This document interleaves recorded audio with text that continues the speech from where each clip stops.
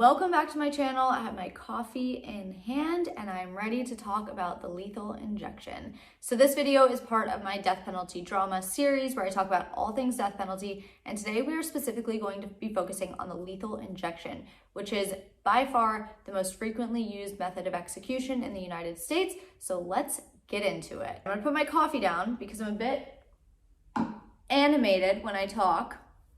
So let's go. The lethal injection, as I said, is the most frequently used method of execution in the United States. It is used in all states that have the death penalty, which is 27 states of the 50 United States. And in all 27 except for one, the lethal injection is the default method of execution. The only state that does not have the lethal injection as its default method of execution is South Carolina, and they actually use the electric chair for their default method of execution. I find that to be so barbaric and just kind of the most outdated method of execution, but that's for another video. So today, just lethal injection. We're gonna keep things simple. Okay, so what do you need to know? All 6 executions that have happened in the United States in 2022 have happened via lethal injection. So yes, by far the most frequently used method of execution. It was enacted first ever as a method of execution in 1977. The first inmate was put to death via lethal injection in 1982. Now here's the deal.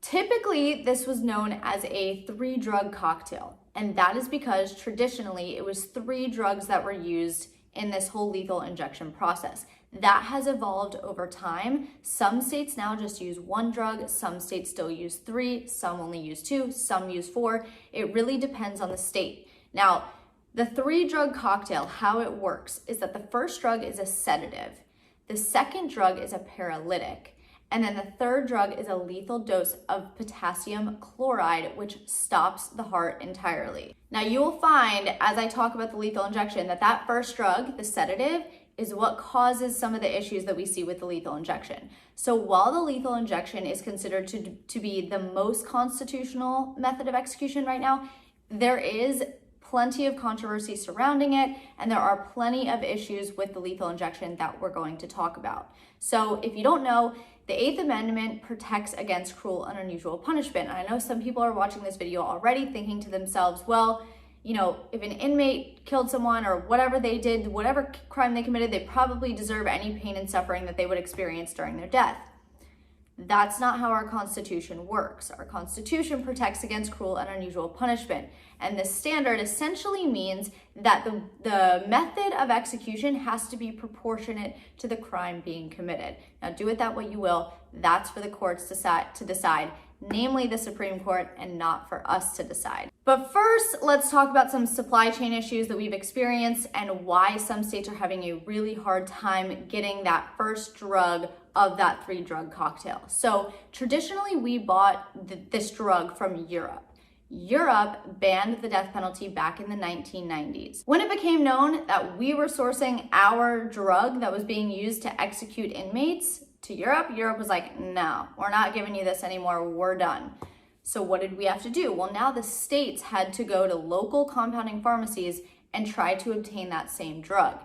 In the process, these compounding pharmacies were trying to mimic the drug that we would get from Europe, and they were running into some issues. There was either some contamination going on or the drug was lacking potency. Now, obviously what happens if this drug is either contaminated or lacking potency, the execution is not going to go to plan, and we're gonna see some botched executions that aren't pretty. And then what happens? That's when you get the constitutional challenges. Now, besides just the constitutional challenges, this problem created supply chain issues. So states had a really hard time getting these drugs, and even today, states still have a difficult time getting this drug. You know, the first drug of that 3-drug, 4-drug, 2-drug series. So some states actually only use pentobarbital now as their one single injection. So it's no longer a 3-drug cocktail in some states, just one single injection of pentobarbital. Arizona is a good example of this. They just use pentobarbital. The federal government just uses pentobarbital. And keep in mind, the federal government and the state governments are different. Federal executions are different than state executions. So Doesn't matter what the federal government decides. If they just want to use pentobarbital, that's fine. It's still up to the states completely what drugs they want to use, how many drugs they want to use, all of that good stuff. So because states were seeing these supply chain issues, states like South Carolina started enacting different methods of execution. And that's why now you see South Carolina's default method of execution is the electric chair, because they went 10 plus years without executing any inmates on death row simply because they couldn't get the drug for their lethal injection. So South Carolina actually enacted the electric chair and the firing squad as methods of execution when the lethal injection is unavailable. Now, I'm just gonna give you a few examples of how it can differ from the states. I'm gonna reference my notes for this. So Alabama still uses 3 drugs, like they're still with the 3-drug cocktail, and their first drug is midazolam. Now keep in mind, this first drug, like I said, is the one that changes from state to state, the sedative. Arizona just uses 1 drug, which is pentobarbital. Florida still uses 3 drugs. Their first drug is different though. It's etomidate. I probably butchered that, but you get the point. It varies by state. And then Nebraska actually has a 4-drug cocktail. Now let's talk about the constitutional challenges. So around 2016, there were some defense attorneys that represent the inmates on death row, and they essentially compiled the autopsy reports of inmates who had been executed and provided them to doctors. And they were looking to determine the levels of anesthetic in the inmate's blood at the time of death.